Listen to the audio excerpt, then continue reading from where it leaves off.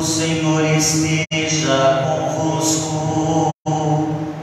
Ele está no meio de nós. Anúncio do Evangelho de Jesus Cristo, Senhor nosso, narrado por Mateus. Glória a vós, Senhor.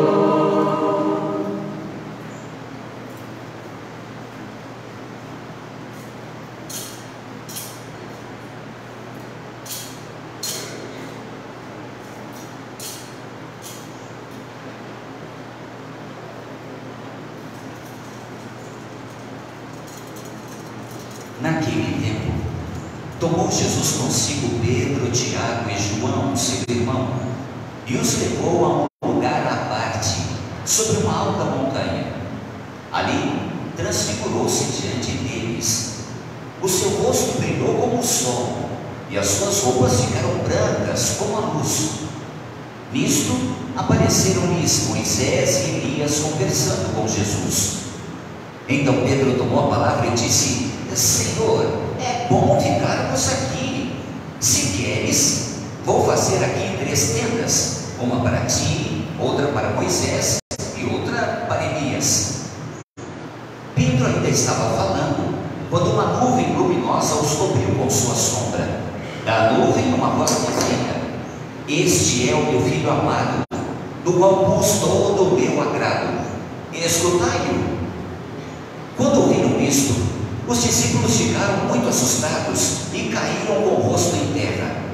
Jesus se aproximou, no entanto, tocou neles e disse: Levantai-vos e não tenhais medo. Os discípulos ergueram os olhos e não viram mais ninguém, a não ser Jesus. Quando desciam da montanha, Jesus ordenou-lhes: Não conteis a ninguém esta visão, até que o Filho do Homem tenha ressuscitado dos mortos. Palavra da salvação. Glória a vós, Senhor.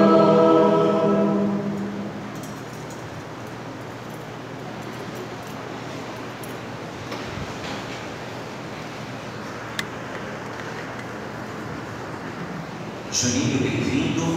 Seminarista que está lá em Rodócia, no seminário Maria Imaculada, assim como bem-vindos todos os que aqui estão, e muito especialmente os que trabalharam para tornar estes 2 dias viáveis, possíveis. Bem o que temos hoje na liturgia da palavra. As 2 primeiras leituras bem poderiam ter um único e mesmo título: a vocação dos crentes. Esse chamado que Deus fez a Abraão, indubitavelmente, é difícil de ser cumprido, não? Diz ele a Abraão para deixar a sua terra e ir para a terra que ele, Deus, lhe indicará. Mas que terra é essa? Abraão não a conhece. Jamais deixara o espaço onde vivia. Ir para onde? Por quanto tempo? Bom, existe de Deus uma promessa: será ele o pai de uma nação numerosíssima. Mas isso lhe custa deixar algo, deixar aqueles todos conhecidos, as terras que possuía, o lugar onde estava. Sem dúvida, difícil para Abraão deixar aquele lugar, mas era Deus quem lhe pedia, e ele assentiu, ele concordou, deixou Ur na Caldeia e seguiu para a terra que por Deus apontada era. Se isso não é difícil, mal conseguimos deixar uma coisa e outra pelo caminho. Quando isso necessário se faz, em virtude, em virtude de uma nova decisão, de um novo passo, de um novo emprego, ou porque agora estamos constituindo família, ou vamos estudar noutras terras. Quão difícil nos é deixar algo. Bem gostaríamos de levar tudo conosco e de não precisar fazer renúncias. Abraão fez uma renúncia, mas ele não considerou renúncia uma perda, senão um ganho, porque estava à disposição de Deus e disposto a fazer o que Deus lhe impunha. Afinal, Deus nunca nos pede algo, nos propõe algo ou nos permite algo que seja para o nosso prejuízo, que seja para o nosso mal. Deus quer o bem a cada um de nós. Em meio às escolhas, em meio às renúncias e aos passos todos que damos, sofremos. Claro, somos falhos, somos defectíveis, mas também somos criaturas de vínculos afetivos. E esses vínculos nos doem quando os deixamos, ou ainda que não os deixemos, quando distantes fisicamente nos pomos dos que amamos. Abraão, bom, ele deixou sua terra e foi para uma terra estranha. Um sofrimento, imagino eu, no coração seu. E agora, na segunda leitura, São Paulo escreve a Timóteo, dizendo o que, senão, sofre comigo pelo Evangelho. Se não é um convite dificílimo esse. Não que Timóteo não estivesse disposto a tudo fazer pelo Evangelho, se é que já não estava sofrendo, mas daí a falar com esta convicção, na certeza de que sofrimentos virão, porque se serve a Deus e se difunde o Evangelho, bom, isso fica claro, muitíssimo. E Timóteo então, essa decisão toma, claro, hei de sofrer pelo Evangelho. Como eu disse no início, vocação dos crentes. Qual é essa vocação? Chama-nos Deus para o quê? Para um serviço. E esse serviço há de ser feito na gratuidade, com gratuidade. Mas não é o serviço o primeiro passo, não é o serviço a primeira resposta de uma sequência de respostas que damos a Deus. É bem verdade, como falei lá no nosso encontro há pouco, a nossa resposta a esse chamado que Deus nos faz há de ser traduzida na prontidão nossa para amar. É isso. O amor prodigalizado, dado a todos sem distinção. Somos chamados a amar. Não é à toa que Jesus diz para que rezemos por aqueles que nos perseguem e amemos aos nossos inimigos. Está aí a maior prova de gratuidade, o amor ao inimigo, porque amar o papai, a mamãe, ou o nosso amigo, amar o namorado, a namorada, o esposo, a esposa, amar os nossos filhos, bom, isso parece fácil, e alguém pode até colocar em dúvida esse amor, dizendo: você ama as crianças? Não? Sim, eu amo todas as crianças. Bobagem, você ama só os filhos seus, porque são seus filhos. Duvido muito você aguente as traquinagens das outras crianças e as suporte como você suporta as traquinagens dos seus filhos. Olhem, alguém pode colocar em dúvida o amor que temos para com o nosso pai, para com a nossa mãe, que são idosos, dizendo: você não ama todos os idosos, se ama estes, ama-os porque são seus pais. E agora, como a gente sai dessa? O amor pode ser genuíno, legítimo, verdadeiro, absoluto, real para com estes, mas pode alguém duvidar desse amor nosso. Qual o amor que não inculca dúvida em ninguém? O amor ao inimigo, porque este requer total gratuidade. Eu amo o meu amigo, dou-lhe algo, e sei lá no fundo do coração meu, se um dia eu precisar do seu auxílio, ele me auxiliará, ele me ajudará. Então eu não busco paga, mas eu sei que encontro reciprocidade nesse amor. Eu amo e ele a mim. Mas amar ao inimigo é bem diferente, não? Se ele não se converte, o inimigo, ele permanece inimigo. E o que esperar dele? Amor igual àquele que lhe damos? Certamente que não. Daí a gratuidade. Eu amo alguém que sei não me amará. E o que é pior, tentará prejudicar-me, continuará fazendo mal a mim, mas sei de amá-lo. E aí fica a minha pergunta: se eu não sou capaz de amar como me pede Deus, o meu papai, a minha mamãe, os meus irmãos, os meus amigos, todas as vezes e todos os dias, porque ora me desagradam, ora são infiéis para comigo, ora pedem-me coisas dificílimas e eu não tenho tempo para cumpri-las. Se eu não consigo amar a estes que me são próximos, quando é que vou chegar a amar os meus inimigos? A esse grau de amor que me pede Deus. Por isso, essa é a vocação que todos temos a cumprir. Chama-nos Deus à vida, chama-nos Deus à amizade com Ele, chama-nos Deus à santidade, à salvação, e a nossa resposta é a nossa prontidão para amar. Mas não é um amor lacônico, idealizado, é um amor na completude dos dias, portanto é um amor no serviço. Serviço sem recompensa, sem soldo, sem salário, sem retribuição, no serviço gratuito, e mais, um serviço alegre.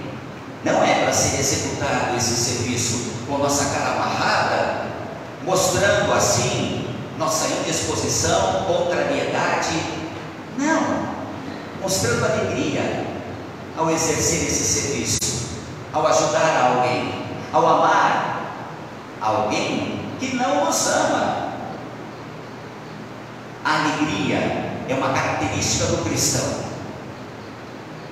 E vou mais longe, como disse também lá, e me permitam repetir: o fato de amar alguém faz-me merecedor de algo, de recompensa, de reconhecimento, de aplauso? Ora, o amor que eu lhe tenho, esse amor que eu lhe devoto, independe do amor que você tem por mim. Quer você me ame, ou diga, deixou de amar-me, eu continuo amando a você. Está aí, ó. É essa gratuidade de que nos fala Deus. E é essa gratuidade que pede Deus a Abraão, a Timóteo, ao apóstolo Paulo, a Pedro, a todos, essa gratuidade. Como bem disse Jesus certa feita: você quer me seguir? As raposas têm suas tocas, os pássaros seus ninhos. O filho do homem aqui não tem sequer onde reclinar a cabeça. Tem certeza de que quer me seguir? O que esperamos ao seguir a Jesus? Chama-nos, portanto, a esse amor aplicado, fiel, total, gratuito. Ok, até aí então nós estamos entendendo que esse amor é exigente, essa resposta é exigente, não é? Deus nos chama e a nossa resposta é de amor ao amor que Ele nos tem primeiro. Olha o que significa isso para Abraão. Significa concretamente deixar algo para fazer o que Deus lhe pede. O mesmo Timóteo, sofrer pelo Evangelho. Aí vem a pergunta: por que este Evangelho hoje, da transfiguração do Tabor, é nos posto no tempo quaresmal? Esse Evangelho não é lá de uma solenidade, é a transfiguração do Senhor no dia 6 de agosto. É uma festa, é um Evangelho que nos é dirigido num ambiente festivo, de alegria. Porque agora na quaresma, tempo de introspecção, de conversão, de penitência, de avaliação dos nossos atos, de arrependimento em virtude dos atos péssimos, maus por nós cometidos. Por que será? Se esse Evangelho exprime uma alegria, está posto bem aqui, na Quaresma. Será que eu tenho a resposta? Vamos lá. Esse episódio, o da transfiguração de Jesus, bem à vista de Pedro, Tiago e João, no alto do Monte Tabor, dá-se 6 dias depois daquela profissão de fé, daquele ato de fé do apóstolo Pedro. Lembram-se? Quando Pedro diz assim: tu és o Messias, o Filho do Deus vivo, respondendo à pergunta que Jesus fizera a todos os discípulos: e vós, quem dizeis que eu sou? Pedro tomou a palavra e disse: tu és o Messias, o Filho do Deus vivo. Então logo em isso responde, Jesus faz o primeiro anúncio da sua paixão. Imaginem, Pedro reconhece a Jesus como o Messias, e esse Messias tão aguardado, o libertador, anuncia agora que vai padecer, que vai sofrer, e sofrer muito, e morrer de uma maneira tão infame, tão abjeta. Só os piores criminosos morriam na cruz.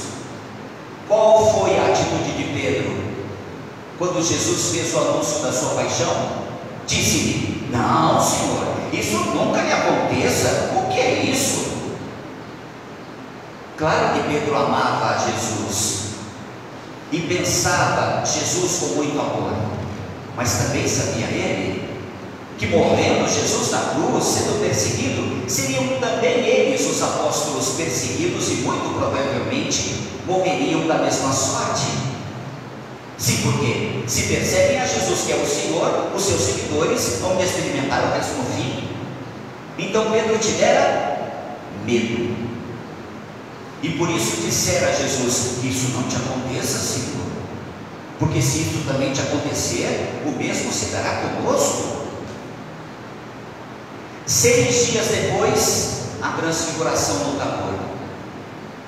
Toma Jesus Pedro, Tiago e João e os leva ao Tabor. Eu fico pensando, Juninho, se eu fosse Pedro, talvez eu dissesse assim: o que o Senhor quer dizer-nos lá em cima, que Ele não nos pode dizer aqui embaixo mesmo na planície? Para que nos levar tão alto? Para que fazer-nos caminhar tanto?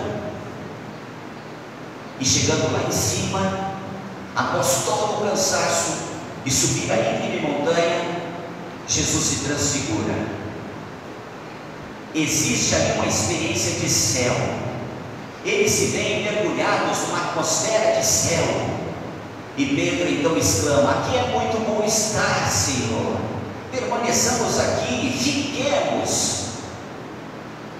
Está aí, queridos, Pedro antevê o céu. Ele que tivera medo, agora precisa desse encorajamento todo especial. Ele nota então que existe um céu que por ele espera. Existe um céu que lhe é merecido por Jesus, e ele quer habitá-lo. E para habitar este céu, ele toma consciência de que também passará por uma cruz. É isso. A ressurreição tão querida é precedida por uma morte, é precedida pelo sofrimento que fora ressignificado por Jesus, e por isso agora conseguimos com seu auxílio passar por esse sofrimento. Onde eu quero chegar com essa reflexão? A glória que esperamos dá sentido ao Monte Calvário que hoje subimos, ou não? O céu que aguardamos, que esperamos e que nos foi merecido por Jesus, dá sentido a essa travessia que fazemos hoje do inóspito deserto. Aquele Tabor definitivo, o céu lá adiante, dá sentido, filhos e filhas, aos sofrimentos dilacerantes por que passamos na atualidade, às dores e às enfermidades, vale a pena passar por isso tudo aqui para se estar no céu ali. É como uma mãe que vislumbra nos seus sonhos o filho, que hoje é pequeno, lá adiante, e o pensa adulto, tendo já seus filhos, bem posto na vida, homem de bem, coração bom, homem virtuoso. E hoje esse filho é pequeno e está doente, ela mais se dedica a ele, e vai passar noites em claro, se necessário for, para fazê-lo superar esta enfermidade. Por quê? Porque ela pensa esse futuro lá, esse filho que ela tanto ama, crescido, amadurecido, homem de fé, e ela cuida. Então vale a pena cuidar, vale a pena sacrificar-se, vale a pena servir. Vale a pena perdoar. Sabe o que é, padre? Eu não consigo perdoar a ofensa que ele fez. Olha, pelo amor de Deus, olha, acho que nem Jesus suportaria. Eu não quero o mal dele, mas bem que gostaria que o dedinho dele se quebrasse só para ele mancar um pouquinho. Ora, Jesus não permite a ninguém pecar, não dá licença a ninguém para odiar. Olha, e se é verdade, pois é verdade, o que ele de nós espera então? Esse amor total, gratuito, o perdão. Essa história de dizer, eu não consigo perdoar, é uma questão de inteligência, me permitam dizer.